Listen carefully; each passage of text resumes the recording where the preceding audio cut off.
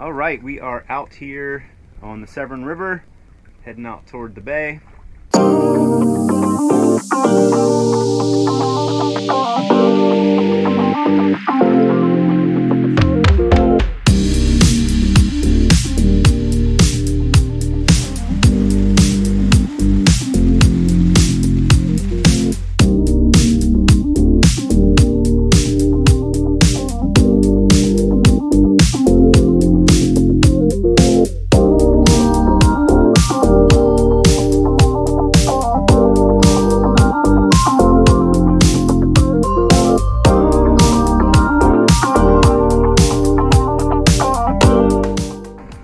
Okay, so this is part 2 of the GPS installation.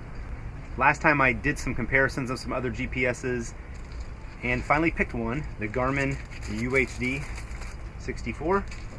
So today I'm back at the boat and I took apart the box that's sitting at the helm and tried to see what's inside all of those things. So let's take a look at what's inside that box. So this B&G box here ended up being just a terminal box, and the power comes into here, and the power went out to the GPS and then to the other instruments. This side here, the wind instrument from up on top of the mast comes in one side, and it goes into a cable that goes to the back of the wind instruments. This smaller box here is also a terminal box, and that opens back right up there. The only thing happening there is there's one cable coming in here, I presume from the transducer, and it's split into 2 cables which go into the back of the depth and the speed. So I've started labeling some of the things back here so I know what they are. The other thing that's happened in here, this is the B&G network right here. So the B&G wind instrument is here. On this side, power goes into the network.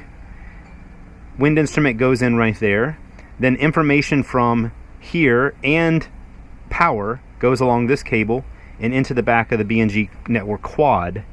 And then in the quad, the depth and speed get plugged in, and then this comes out of the quad. Now this was not hooked up to anything, and in fact at some point in the past somebody had tapped into it. They tapped into the green and the white wire for something, and then it was just kind of, it wasn't hooked up to anything in there. And then this one here, someone has tapped into the green and white wire on this as well. So my guess is the green and white wire are carrying like 0183 signals, and they wanted to pull those out for something else, like maybe the previous GPS or something. So what I'm going to do for now probably is just tape all this back up, and unfortunately I can't get another cable. These don't appear to plug in. These are hardwired into the unit, so I can't unplug that and get a new cable. So I'm just going to have to tape that up for now. Over here, the same one. This one though doesn't go to anything, so I'm probably just going to disconnect this and then wrap some tape around that. So now I need to figure out, I got the new GPS cable here coming in, and it's going to have the red and black that are going to go into the power, which comes into right there. The red and black, this comes from the DC panel. And then the other 2 wires, this one right here, are the brown and the blue, and those are NMEA 0183 transmit and receive cables. So those could theoretically be hooked up to the SimNet, the one in the middle, and that's what gives us our autopilot. So the autopilot, the way that works is it's got one cable coming from it. That cable goes to this thing right here. This thing here is the A10 universal converter. So what that's doing is it was taking this signal from the autopilot, from the SimNet autopilot, and I assume at one point it was putting it to a GPS, but right now I don't think it was currently hooked up. So it had the green and brown put together on a negative, and it had the white and yellow separate in the terminal block, but there was nothing connected to it. So this is going to be how I'm going to connect the GPS to the SimNet, I believe. Okay, the GPS is hooked up, and right now I'm downloading maps from my phone onto the GPS. And the GPS went into, I put it into the terminal block to get the power, the positive and negative. And also the GPS had the 2 brown and blue NMEA 0183 wires in there. I initially tried to hook those up to the wires coming in from the AT10 converter from the autopilot, but I don't think that's going to work because I can't, in the settings, get the autopilot to pop up under NMEA 0183. So what I may have to do is try to get at least the depth and the wind and water temperature from the BNG network quad down here and the BNG wind, and get that into the terminal block and then that into the GPS. And then in order to connect the autopilot to the GPS, I think because the autopilot is SimNet, which is the same as NMEA 2000, I can get a cable that goes from SimNet to NMEA 2000 and then hook that into the GPS's NMEA 2000 port. So I think I just need that cable. The other thing that I wanted to connect to the GPS was the radio. The radio takes NMEA 0183, or it transmits NMEA 0183, and you can communicate with the GPS. So the GPS can send the radio your location, and it has on the radio something called digital selective calling, DSC, which can share your location. Like if you had an emergency or something, you could share your location over the radio to like somebody coming to help you.